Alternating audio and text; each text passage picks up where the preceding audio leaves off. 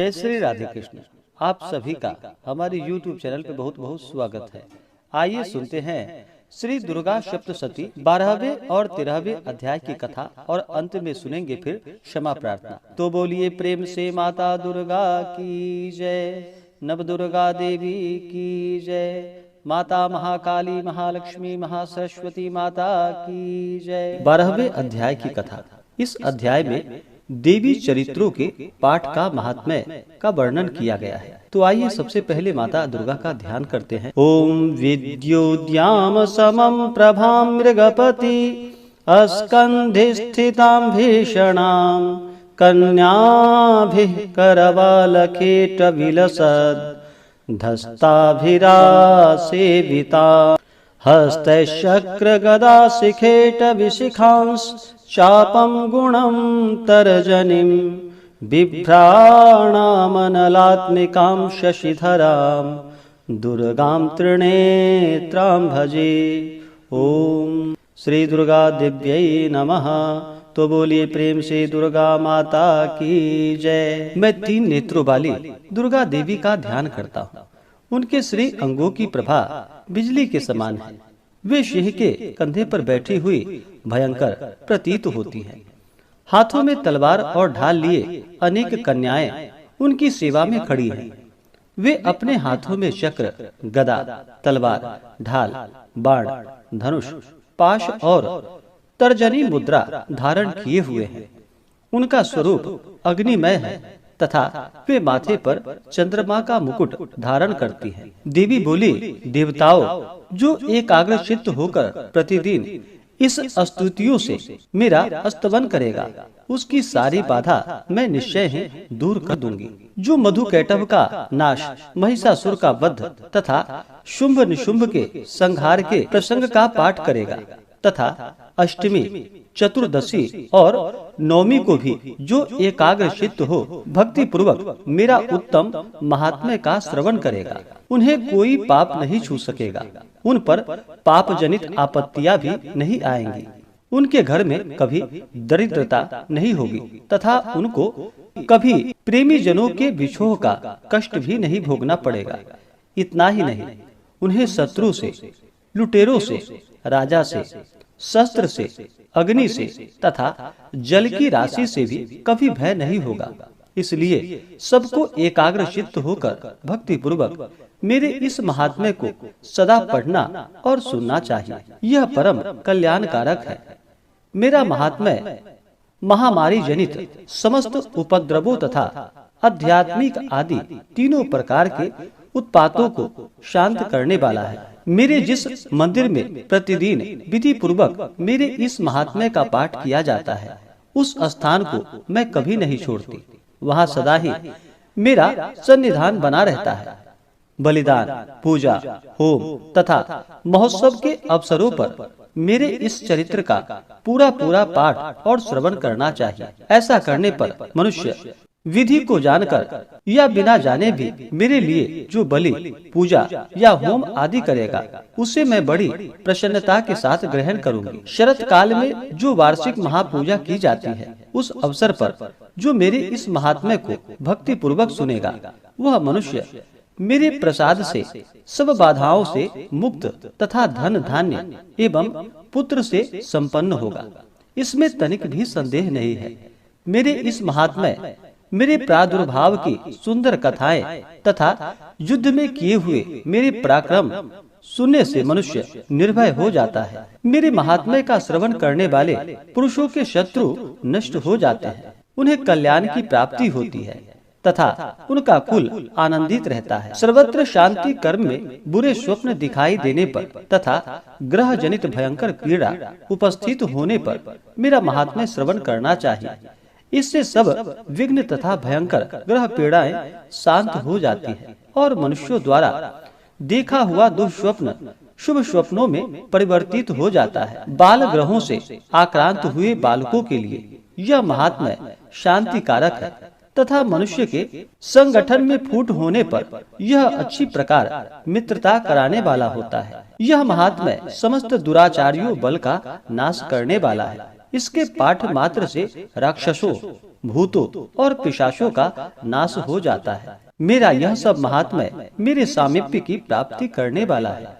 पशु, पुष्प, अर्घ्य, धूप, दीप, गंध आदि उत्तम सामग्रियों द्वारा पूजन करने से, ब्राह्मणों को भोजन कराने से, होम करने से, प्रतिदिन अभिषेक करने से, नाना प्रकार के अन्य भोगों का अर्पण करने से तथा दान देने से आदि से 1 वर्ष तक जो मेरी आराधना की जाती है और उससे मुझे जितनी प्रसन्नता होती है, उतनी प्रसन्नता मेरे इस उत्तम चरित्र का एक बार श्रवण करने मात्र से हो जाती है। यह महात्म्य श्रवण करने पर पापों को हर लेता है और आरोग्य को प्रदान करता है। मेरे प्रादुर्भाव का कीर्तन समस्त भूतों से रक्षा करता है तथा मेरा युद्ध विषयक चरित्र दुष्ट दैत्यों का संहार करने वाला है। इसके श्रवण करने पर मनुष्यों को शत्रु का भय नहीं रहता। देवताओं, तुमने और ब्रह्मर्षियों ने जो मेरी स्तुति की है तथा ब्रह्मा जी ने जो स्तुतियाँ की है, वे सभी कल्याणमयी बुद्धि प्रदान करती है। वन में, सूने मार्ग में अथवा दावानल से घिरे जाने पर, निर्जन स्थान में, लुटेरों के दाव में पड़ जाने पर या शत्रुओं से पकड़े जाने पर अथवा जंगल में सिंह, व्याघ्र या जंगली हाथियों के पीछा करने पर, कुपित राजाओं के आदेश से वध या बंधन के स्थानों में ले जाए जाने पर अथवा महासागर में नाव पर बैठने के बाद भारी तूफान से नाव के डगमग होने पर और अत्यंत भयंकर युद्ध में शास्त्रों का प्रहार होने पर अथवा वेदना से पीड़ित होने पर, किम बहुना सभी भयानक बाधाओं के उपस्थित होने पर जो मेरे इस चरित्र का स्मरण करता है, वह मनुष्य संकट से मुक्त हो जाता है। मेरे प्रभाव से सिंह आदि हिंसक जंतु नष्ट हो जाते हैं। लुटेरे और शत्रु भी मेरे चरित्र का स्मरण करने वाले पुरुष से दूर भागते हैं। ऋषि कहते हैं, यूं कहकर प्रचंड पराक्रम वाली भगवती चंडिका सब देवताओं के देखते देखते वही अंतर ध्यान हो गई। फिर समस्त देवता भी शत्रुओं के मारे जाने से निर्भय हो पहले की भांति यज्ञ भाग का उपभोग करते हुए अपने अपने अधिकार का पालन करने लगे। संसार का विध्वंस करने वाले महाभयंकर अतुल पराक्रमी देव शत्रु शुंभ तथा महाबली निशुंभ के युद्ध में देवी द्वारा मारे जाने पर शेष दैत्य पाताल लोक में चले आए। राजन, इस प्रकार भगवती अंबिका देवी नित्य होती हुई भी पुनः पुनः प्रकट होकर जगत की रक्षा करती हैं। वे ही इस विश्व को मोहित करती हैं। वे ही सबको जन्म देती है तथा वे ही प्रार्थना करने पर संतुष्ट हो विज्ञान एवं समृद्धि प्रदान करती हैं। राजन, महाप्रलय के समय महामारी का स्वरूप धारण करने वाली वे महाकाली ही इस समस्त ब्रह्मांड में व्याप्त हैं। वे ही समय समय पर महामारी होती और वे ही समय समय अजन्मा होती हुई भी सृष्टि के रूप में प्रकट होती हैं। वे सनातनी देवी ही समया अनुसार संपूर्ण भूतों की रक्षा करती हैं। मनुष्यों के अभ्युदय के समय वे ही घर में लक्ष्मी के रूप में स्थित हो उन्नति प्रदान करती हैं और वे ही अभाव के समय दरिद्रता बनकर विनाश का कारण होती हैं। पुष्प, धूप और गंध आदि से पूजन करके उनकी स्तुति करने पर वे धन, पुत्र, धार्मिक बुद्धि तथा उत्तम गति प्रदान करती हैं। इस प्रकार श्री मार्कंडेय पुराण में सावर्णिक मनमंत्र की कथा के अंतर्गत देवी महात्म्य में फल स्तुति नामक 12वां अध्याय पूरा हुआ। तो बोलिए प्रेम से माता दुर्गा की जय। 13वें अध्याय की कथा। इसके बाद फिर क्षमा प्रार्थना करेंगे, क्योंकि श्री दुर्गा सप्तशती में 1 से लेकर के 13 अध्याय तक, जिसमें कि 700 श्लोक है, और 13वां अध्याय कथा श्रवण करने के बाद हम माता से क्षमा प्रार्थना करेंगे। तो आइए इस अध्याय में जो कि सूरत और वैश्य को देवी का वरदान, इसका वर्णन किया गया है। तो आइए सबसे पहले माता दुर्गा का ध्यान करते हैं, उसके बाद फिर हिंदी में कथा को श्रवण करेंगे, उसके बाद फिर माता से क्षमा प्रार्थना करेंगे। तो आइए सबसे पहले माता का ध्यान करते हैं। ओम बालार्क मंडला भासाम चतुर्बाहुं त्रिलोचनाम पाशांकुश वराभीति धारयंतीम शिवाम भजे। तो बोलिए प्रेम से दुर्गा माता की जय। जो उदय काल के सूर्य मंडल की से कांति धारण करने वाली है, जिनकी 4 भुजाएं और 3 नेत्र हैं, तथा जो अपने हाथों में पाश, अंकुश, वर एवं अभय की मुद्रा धारण किए रहती है, उन शिवा देवी का मैं ध्यान करता हूँ। ऋषि कहते हैं कि राजन, इस प्रकार मैंने तुमसे देवी के उत्तम महात्म्य का वर्णन किया, जो इस जगत को धारण करती हैं। उन देवी का ऐसा ही प्रभाव है, वे ही विद्या ज्ञान उत्पन्न करती हैं। भगवान विष्णु की माया स्वरूपा उन भगवती के द्वारा ही तुम ये वैश्य तथा अन्यान्य विवेकी जन मोहित होते हैं, मोहित हुए हैं तथा आगे भी मोहित होंगे। महाराज, तुम उन्हीं परमेश्वरी की शरण में जाओ। आराधना करने पर वे ही मनुष्यों को भोग, स्वर्ग तथा मोक्ष प्रदान करती हैं। मार्कंडेय जी कहते हैं, क्रोष्टुकी जी मेधा मुनि के ये वचन सुनकर राजा सूरथ ने उत्तम व्रत का पालन करने वाले उन महाभाग महर्षि को प्रणाम किया। वे अत्यंत ममता और राज्यापहरण से बहुत खिन्न हो चुके थे। महामुनि इसलिए विरक्त होकर वे राजा तथा वैश्य तत्काल तपस्या को चले गए और वे जगदम्बा के दर्शन के लिए नदी के तट पर रहकर तपस्या करने लगे। वे वैश्य उत्तम देवी सूक्त का जप करते हुए तपस्या में प्रवृत्त हुए। वे दोनों नदी के तट पर देवी की मिट्टी की मूर्ति बनाकर पुष्प, धूप और हवन आदि के द्वारा उनकी आराधना करने लगे। उन्होंने पहले तो आहार को धीरे धीरे कम किया, फिर बिल्कुल निराहार रहकर देवी में ही मन लगाए। एकाग्रता पूर्वक उनका चिंतन आरंभ किया। वे दोनों अपने शरीर के रक्त से प्रोक्षित बलि देते हुए लगातार 3 वर्ष तक संयम पूर्वक आराधना करते रहे। इस पर प्रसन्न होकर जगत को धारण करने वाली चंडिका देवी प्रत्यक्ष दर्शन देकर कहा, देवी बोली, राजन तथा अपने कुल को आनंदित करने वाले वैश्य, तुम लोग जिस वस्तु की अभिलाषा रखते हो वह मुझसे मांगो, मैं संतुष्ट हूँ, अतः तुम्हें वह सब कुछ दूंगी। मार्कंडेय जी कहते हैं, जब राजा ने दूसरे जन्म में नष्ट न होने वाला राज्य मांगा तथा इस जन्म में भी शत्रुओं की सेना को बलपूर्वक नष्ट करके पुनः अपना राज्य प्राप्त कर लेने का वर मांगा। वैश्य का चित्त संसार की ओर से खिन्न एवं विरक्त हो चुका था और वे बड़े बुद्धिमान थे, अतः उस समय उन्होंने तो ममता और अहमता रूप आसक्ति का नाश करने वाला ज्ञान मांगा। देवी बोली, राजन, तुम थोड़े ही दिनों में शत्रुओं को मारकर अपना राज्य प्राप्त कर लोगे।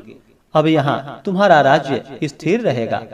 फिर मृत्यु के पश्चात तुम भगवान विश्ववान सूर्य के अंश से जन्म लेकर इस पृथ्वी पर सावर्णिक मनु के नाम से विख्यात होोगे। वैश्वर्य, तुमने भी जिस वर को मुझसे प्राप्त करने की इच्छा की है उसे देती हूँ। तुम्हें मोक्ष के लिए ज्ञान प्राप्त करना होगा।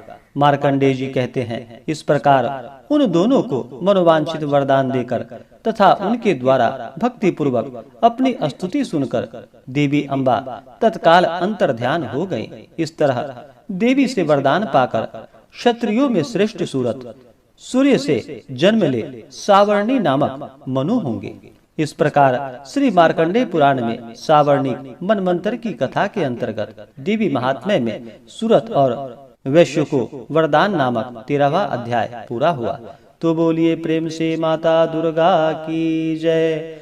माता महाकाली, महालक्ष्मी, महासरस्वती माता की जय। माता चंडिका की जय। सर्वदेवी देवता की जय। अब आइए माता से दुर्गा पाठ 1 से लेकर 13 अध्याय तक पूरा हुआ। इसके बाद माता से अवश्य ही क्षमा प्रार्थना करनी चाहिए। कथा पढ़ने में या सुनने में कहीं भी कोई भूल चूक हुई हो तो माता से क्षमा याचना करनी चाहिए। तो आइए सबसे पहले क्षमा याचना संस्कृत भाषा में श्रवण करते हैं, क्योंकि संस्कृत जो कि देव भाषा माना गया है। एक बार संस्कृत में क्षमा याचना करेंगे, उसके बाद फिर इसका हिंदी में श्रवण करेंगे। ओम श्री दुर्गा दिव्यै नमः। क्षमा प्रार्थना। अपराध सहस्राणि क्रियन्ते अहर्निशं मया दासो अयमिति मां मत्वा क्षमस्व परमेश्वरी।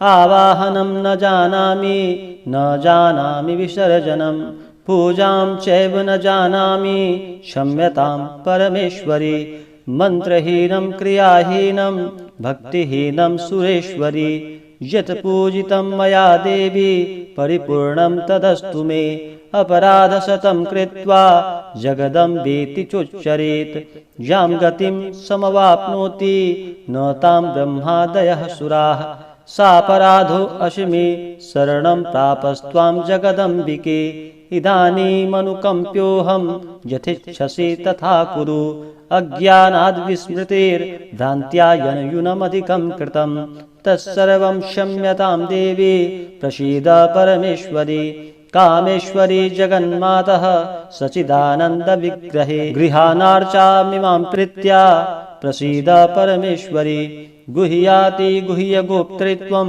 गृहानसमत्कृतं जपं सिद्धिर्भवतु मे देवी त्वत्प्रसादात् सुरेश्वरी। ओम श्री दुर्गार्पणमस्तु। क्षमापणं समर्पयामि। ओम श्री दुर्गा देव्यै नमः। हे परमेश्वरी, मेरे द्वारा रात दिन सहस्त्रों अपराध होते रहते हैं। यह मेरा दास है, यूं समझकर मेरे ऊपर अपराधों को तुम कृपा पूर्वक क्षमा करो। परमेश्वरी, मैं आवाहन नहीं जानता, विसर्जन करना भी नहीं जानता तथा पूजा करने का ढंग भी नहीं जानता, क्षमा करो। देवी सुरेश्वरी, मैंने जो मंत्रहीन, क्रियाहीन और भक्तिहीन पूजन किया है वह सब आपकी कृपा से पूर्ण हो। सैकड़ों अपराध करके जो भी तुम्हारी शरणों में जा जगदम्ब कहकर पुकारता है उसे वह गति प्राप्त होती है जो ब्रह्मादि देवताओं के लिए भी सुलभ नहीं है। जगदम्बिके, मैं अपराधी हूँ, किंतु तुम्हारी शरण में आया हूँ। इस समय दया का पात्र हूँ, तुम जैसा चाहो वैसा करो। देवी परमेश्वरी, अज्ञान से, भूल से अथवा बुद्धि भ्रांति होने के कारण मैंने जो न्यूनता या अधिकता कर दी हो वह सब क्षमा करो और प्रसन्न हो।